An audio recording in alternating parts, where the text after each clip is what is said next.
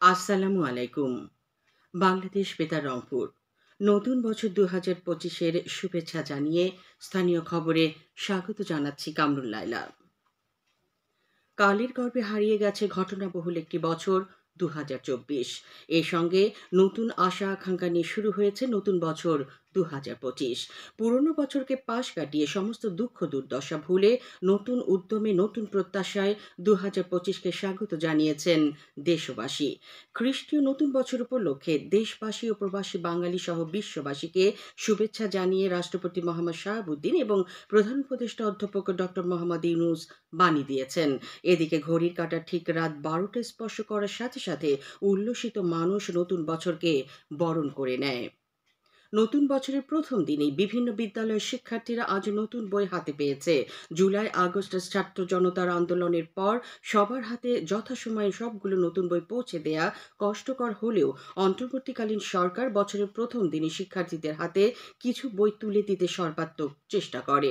এদিকে জাতীয় শিক্ষাক্রম পাঠ্যপুস্তক বোর্ড পর্যায়ক্রমে জেলা উপজেলা শিক্ষা অফিসগুলোতে বই প্রেরণ করছে। বিভিন্ন শিক্ষা প্রতিষ্ঠানের প্রধানগণ শিক্ষা বিভাগ থেকে প্রাপ্ত সীমিত পরিমাণে নতুন বই আজ নিজ নিজ বিদ্যালয়ের শিক্ষার্থীদের হাতে বিতরণ করেছেন। জয়পুরহাটে নানা কর্মসূচির মধ্য দিয়ে আজ বাংলাদেশ জাতীয়তাবাদী ছাত্র দলের ৪৬তম প্রতিষ্ঠাবার্ষিকী উদযাপিত হচ্ছে।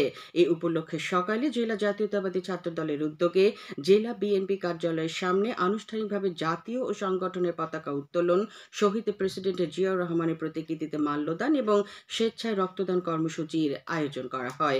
এ উপলক্ষে আয়োজিত অনুষ্ঠানে প্রধান অতিথি ছিলেন জেলা বিএনপির সিনিয়র যুগ্ম আহ্বায়ক মাসুদ রানা প্রধান। পরে জেলা বিএনপি কার্যালয় থেকে একটি শোভাযাত্রা বের হয়ে শহর প্রদক্ষিণ করে। জয়পুরহাটে অনগ্রসর ক্ষুদ্র নৃগোষ্ঠীর আর্থসামাজিক জীবন মানোন্নয়নের লক্ষ্যে আজ ষাঁড় গরু বিতরণ করা হয়েছে। দুপুরে সমন্বিত প্রাণী সম্পদ উন্নয়ন প্রকল্পের আওতায় ৩৩ জন ক্ষুদ্র নৃগোষ্ঠীর মধ্যে একটি করে ষাঁড় প্রদান করা হয়। এ উপলক্ষে আয়োজিত অনুষ্ঠানে ডেপুটি কমিশনার আফরোজা আক্তার চৌধুরী প্রধান অতিথি ছিলেন। রংপুর বিভাগ থেকে ১৩টি হিমালয় গৃহিণী শকুন উদ্ধার করা হয়েছে। শীতে হিমালয় বরফে আচ্ছাদিত হওয়ায় খাবারের খোঁজে প্রায় ৬৫০ কিলোমিটার উড়ে উত্তরাঞ্চলে আসছে গৃহিণী শকুন। দীর্ঘ পথ পাড়ি দেয়া ক্ষুধার্ত এসব শকুন উঠতে উঠতে দুর্বল হয়ে ধরা পড়ছে লোকালয়ে। এ নিয়ে এখন শুনুন আমাদের রংপুর জেলা সংবাদদাতা মেরিনা লাভলির একটি প্রতিবেদন। শীতে হিমালয় বরফে আবৃত হয় প্রতি বছর খাবারের খোঁজে প্রায় ৬৫০ কিলোমিটার পথ পাড়ি দিয়ে উত্তরাঞ্চলে আসে হিমালয়ে গৃহিণী শকুন। চলতি ডিসেম্বর মাসে দীর্ঘ পথ উড়ে আসা দুর্বল, ক্লান্ত ও ক্ষুধার্ত এ বিশাল আকৃতির ১৩টি শকুন রংপুর বিভাগের ৫ জেলা থেকে উদ্ধার করেছে সামাজিক বন বিভাগ ও wild life and snake rescue team in বাংলাদেশের সদস্যরা। বিরল প্রজাতির এ শকুনগুলো দেখতে উৎসুক মানুষ ভিড় জমাচ্ছেন। শকুন এখন আমাদের দেশে প্রায় বিলুপ্ত, তো আমাদের এখানে এখন নতুন ভাবে দেখে অনেক বছর পর ভালো লাগতেছে। এই প্রথমেই আসলে আমার নিজ চোখে শকুন দেখা এই প্রথমেই আমার।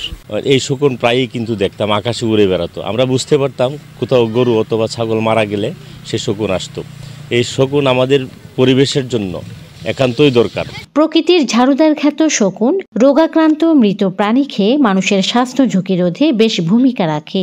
উত্তরাঞ্চলে উদ্ধার হওয়া শকুনগুলোকে সুস্থ করতে পাঠানো হচ্ছে শকুন পরিচর্যা কেন্দ্র দিনাজপুরের সিংড়া ফরেস্টে বলে জানান wild life and snake rescue team in বাংলাদেশের অর্থ সম্পাদক লিজেন আহমেদ প্রান্ত।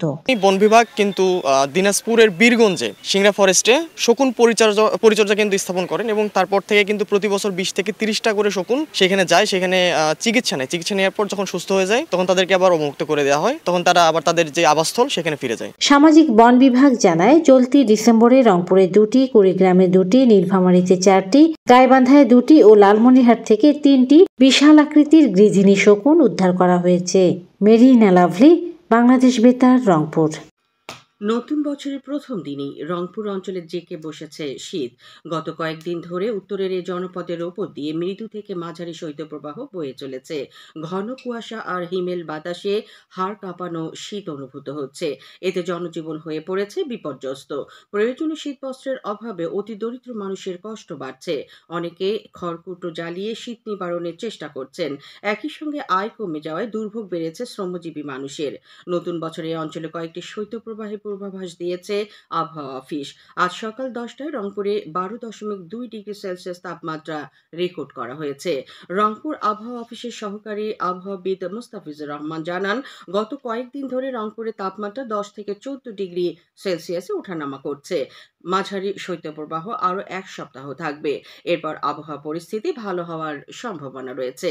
ডেপুটি কমিশনার রবিউল ফয়সাল জানান, শীত মোকাবেলায় নগরীর 33টি ওয়ার্ড সহ জেলার 8টি উপজেলা ও 3টি পৌর এলাকায় সরকারিভাবে 25,000 কম্বল বিতরণ করা হয়েছে।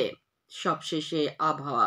আজ সন্ধ্যে 6টা পর্যন্ত পূর্বাভাসে বলা হয়েছে, সকাল 10টা থেকে পরবর্তী 2 থেকে 3 ঘন্টা দেশের নদী অববাহিকার কোথাও কোথাও মাঝারি থেকে ঘন কুয়াশার কারণে দৃষ্টিসীমা 400 মিটার কিংবা তারও নিচে নেমে আসতে পারে। এসব এলাকার নৌযানগুলোকে সাবধানে চলাচল করতে বলা হয়েছে, তবে কোনো সংকেত দেখাতে হবে না। খবর শেষ হলো। আমাদের পরবর্তী স্থানীয় খবর প্রচারিত হবে সন্ধ্যে 7টায়।